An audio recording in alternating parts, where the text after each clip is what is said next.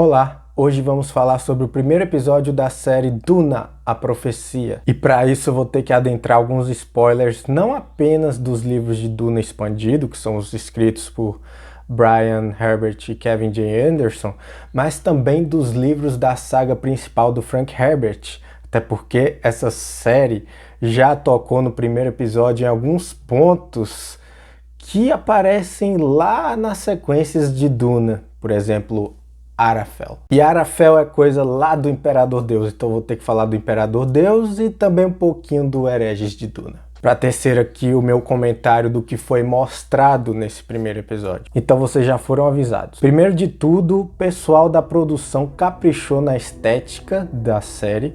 Tá muito bonita, talvez não no nível do Denis Villeneuve, mas ainda assim nível HBO, das melhores séries de ficção científica que eu vi nos últimos tempos, assim.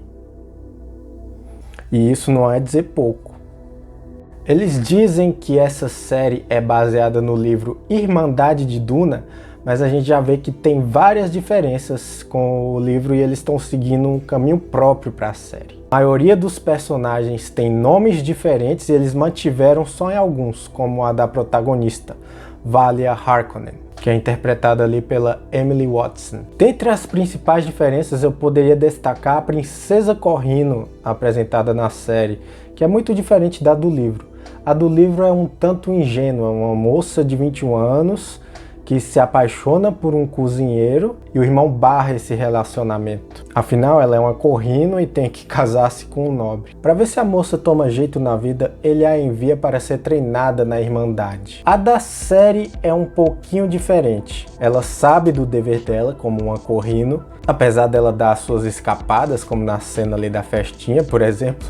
Mas ela é bem mais esperta do que a princesa que temos no livro. Pelo menos como ela é primeiramente apresentada. Bene Gesserit já veem que elas podem utilizar essa Corrino em seus jogos políticos. E falando do lore apresentado na série em geral, eu gostei bastante que finalmente o Jihad Butleriano, a guerra contra as máquinas pensantes, foi finalmente mostrado. E brevemente na abertura do primeiro episódio. E ali a narradora, a Valia Harkonnen, vai contando da história de que um Atreides acusou um Harkonnen de covardia e eles foram exilados para um planeta deserto. Não é Arrakis ainda, é o planeta congelado Lanky Vale, mostrado ali brevemente nesse primeiro episódio. E tem uma cena que o Barão Harkonnen ele vai falando sobre o seu negócio com pele de baleia, porque esse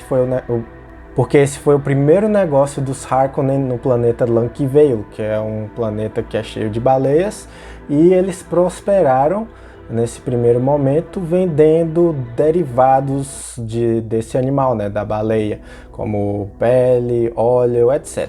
A forma que os Harkonnen encontraram de ter seu sustento mesmo depois de serem humilhados pelos Atreides. Eu gostei bastante que falaram da Raquella Berto Aniru, que é a fundadora das Bene Gesserit, que dominou as feiticeiras de Rossak, as reuniu e criou, né, essa Irmandade das Bene Gesserit com base nas feiticeiras de Rossak. Foram as percussoras da Irmandade. Além disso, algo que ficou bem ignorado nos filmes é como funciona essa dinâmica das Bene Gesserit, como é o treinamento delas e quais suas habilidades. Aqui mostraram elas treinando suas mais importantes habilidades, como aquela de detectar verdades, onde elas têm que observar bastante para detectar quem está mentindo ou não. Demonstraram o Prana Bindu, o controle total sobre o corpo, e mostraram também a doutrina dos sortilégios, que é sua técnica de combate. Tanto o Prana Bindu quanto a doutrina dos sortilégios ficou bem mostrado superficialmente nos dois filmes do Denis Villeneuve. Brevemente ali no primeiro filme eles mencionam a doutrina dos sortilégios, mas no livro, por exemplo, o Paul e a Jessica ensinam essa técnica para os Fremen, e eles que já eram guerreiros muito valorosos, que já enfrentavam Sardaukar quase sem dificuldade alguma, se tornam guerreiros quase invencíveis depois de dominar essa técnica. Não à toa que eles conquistam o Império depois. Mas como o foco é elas, essa parte do lore foi bem mostrada aqui. Agora, um dos maiores mistérios do episódio que muita gente já tá me perguntando é sobre o tal de Arafel. Aqui no episódio eles chamam de Tiran Arafel, já para dar um sentido mais explícito para o que seria Arafel. Primeira vez que a gente vê essa palavra Arafel nos livros de Duna é em Imperador Deus,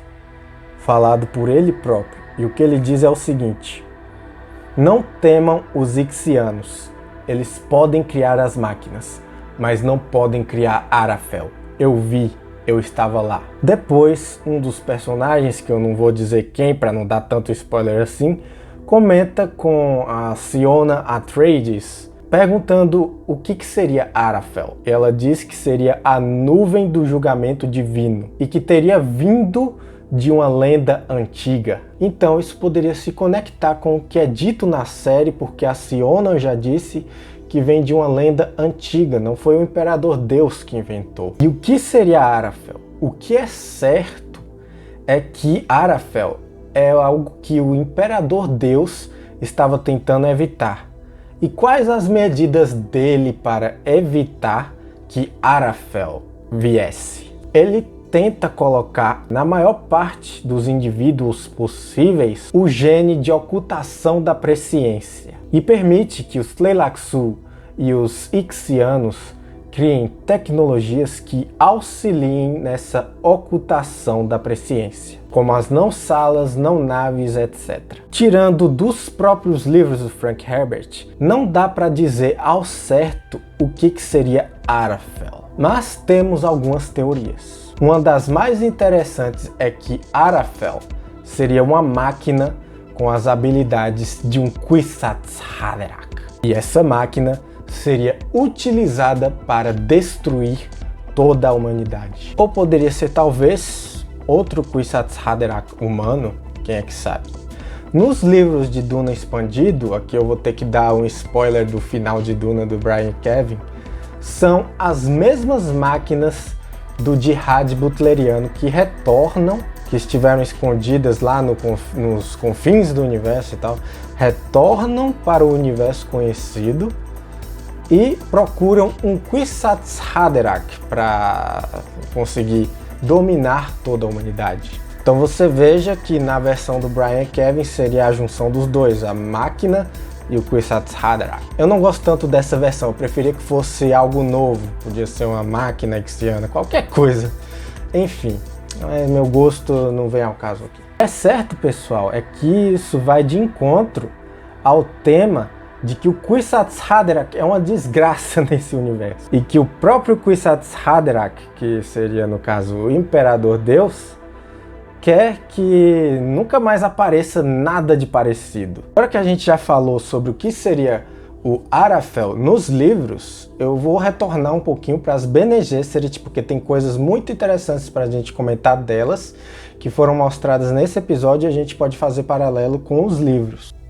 Assim que a Raquella Bertoaniru tem a visão de Arafel, ocorre uma ruptura entre as Bene Gesserit ali, que é um ponto-chave, eu acho que da saga Duna inteira, que é o seguinte: será que as Bene Gesserit deveriam tomar o poder por conta própria para evitar o pior, ou elas deveriam apenas ser as guias da humanidade? É o conflito ali entre Valia Harkonnen e a irmã Dorothea. Valia acredita que as Bene Gesserit devem agir para evitar Arafel. É o seguinte, a outra irmã, ela fala: será que a gente que não traria Arafel, tentando evitar Arafel, será que não somos causadoras de todos os males?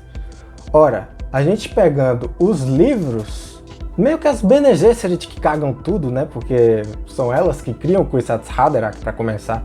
Se não fossem elas, não teria Paul, não teria Imperador Deus, não teria nada. Então sim, no contexto dos livros, quem traz Arafel são elas. Você veja que trágico é essa história das Bene Gesserit, que elas tentam trazer o Kwisatz Haderach para guiar a humanidade para um futuro melhor, mas elas guiam a humanidade para sua possível ruína. Essa questão de as Bene Gesserit tomarem o controle ou não é o que faz elas terem conflitos lá em Hereges de Duna com as Honoráveis Matres, que fazem de si mesmas um ícone de adoração, algo que as Bene Gesserit abominam. Agora eu vou comentar um pouquinho sobre a família Corrino. O imperador ali é interpretado pelo Mark Strong, que é um ator que eu acho fantástico.